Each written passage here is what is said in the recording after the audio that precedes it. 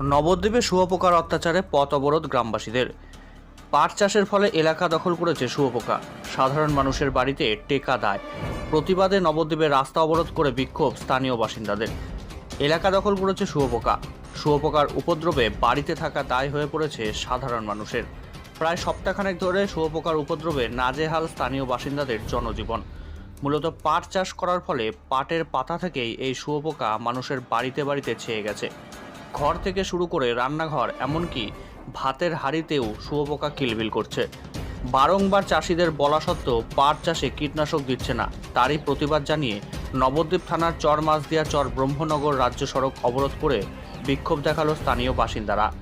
অবরোধের খবর পেয়ে ঘটনাস্থলে ছুটে যায় স্থানীয় পঞ্চায়েত প্রধান সহ পঞ্চায়েত সমিতির কর্মাধ্যক্ষ ও অন্যান্য জনপ্রতিনিধিরা।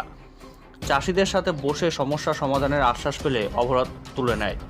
স্থানীয় বাসিন্দাদের অভিযোগ, রাতে ঘুমানো যাচ্ছে না ঘরে। রান্নাঘর থেকে শুরু করে শোবার ঘর, এমনকি শিশুদের খাবারেও পর্যন্ত শুঁয়োপোকা। আর তারই প্রতিবাদে রাস্তা অবরোধ করে বিক্ষোভ। আগামী দুদিনের মধ্যে এই সমস্যার সমাধান না হলে আরও বৃহত্তর আন্দোলনে যাবার হুমকি দিয়েছে স্থানীয় বাসিন্দারা।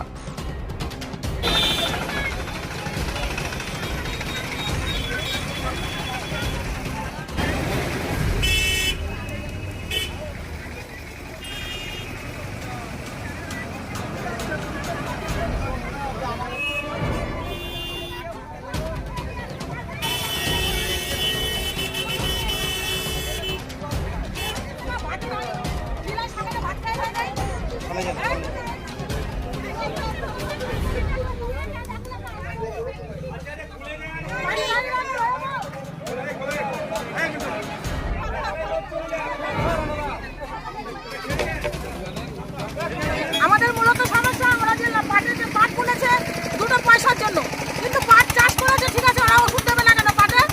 এই হারে শুঁয়োপোকা আজকে 6 দিন ধরে প্রত্যেকটা চাষিকে বলা হয়েছে, কেউ কোনো গুরুত্ব নিচ্ছে না। সব হেসে হেসে দোকানে চলে যায়, বাড়ি এসে আবার বলে যায় ঠ্যাং ভেঙে দেবে কেন?